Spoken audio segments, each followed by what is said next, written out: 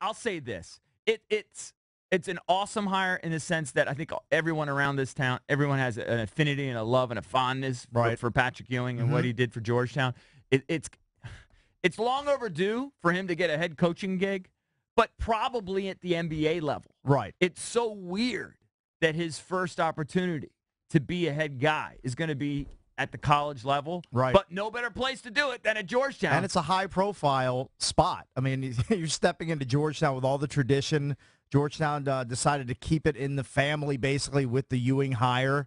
So, a lot of people thought they might just make a clean break and hire somebody from outside of the Georgetown tradition. That's the thing. I actually thought they would. Yeah, they're staying. They obviously still have those ties to Thompson. Right. They still do. But here's the thing. That could be good, could be bad. Yeah.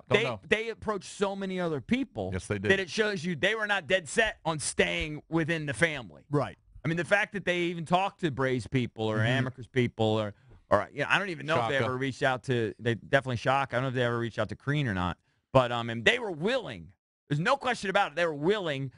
There are two things. They were willing to go outside the family. Yeah. And much as we all love Patrick here, he doesn't appear to have been the first choice. Right. No. Okay. But I think there is now, a lot of people say, well, 17 or 18-year-olds don't care about, Patrick Ewing and the tradition of the 80s with Georgetown. But I think there's a pretty big value attached to when Patrick Ewing walks into your living room and tries to sell your kid to go to Georgetown. The 17-year-old doesn't, but, the 42 to 47-year-old dad or mom might. Right. And that might help. Yeah. But also, maybe the name doesn't attract kids, but the style of play could. Right. And the style of play has to change at Georgetown. Mm-hmm. And it probably will because Ewing's been in the NBA for, 16 years as an assistant. All right? They're not playing the Princeton style in the NBA. Right. So, again, he's the greatest player in franchise history, arguably. I mean, you can argue Iverson. I won't argue that. Right. But he's certainly one of the top two. And so it's high risk, could be high reward. Yeah, I love it because I do that Patrick gets his opportunity. Right. Just that I hope, and Tim Bontemps is, Drabby was reminding me, wrote a piece in the Post. Was it yesterday? About Ewing? Yeah, after he got hired. About the fit, because Bontemps covers the NBA for the Washington Post. He's familiar with Patrick and his coaching style and his pedigree and the guys he's worked under. It talks about how that style and the coaches that he's worked under, Van Gundy and those guys, will translate at the college level. Yeah. I mean, there's a lot of teams doing it. But it's just I hope he's got the recruiting part down. Yeah, I mean, there's a lot to coaching college that he hasn't really been involved in. You know what I mean? That's going to be a challenge. That's going to be a real challenge. He's got to hire somebody on his staff that's really good at that. Oh, I'm sure he will. Yeah. I'm sure he'll surround himself with the people he needs he's got to help him succeed here. I would hope that he hires like a local guy that knows all the local AAU guys and can go out to these local homes and get in there and convince them to come. But here's the thing. It is a several-year process.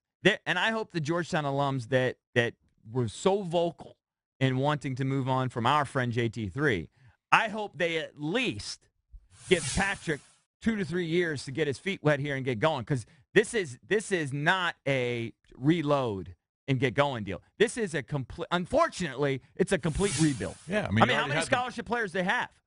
I don't know. Like 6 or 7. I mean, they literally have not many. They don't have many scholarship players. You already had the one kid decommit. Yeah, right. Their top recruit, and then their leading scorer declared. Yep. I hate to say this, because I'm a huge JT3 guy, but the cupboard is somewhat bare right now. Right. It's a big reason why I think a lot of those guys. I would say you've got to have minimum 3 years.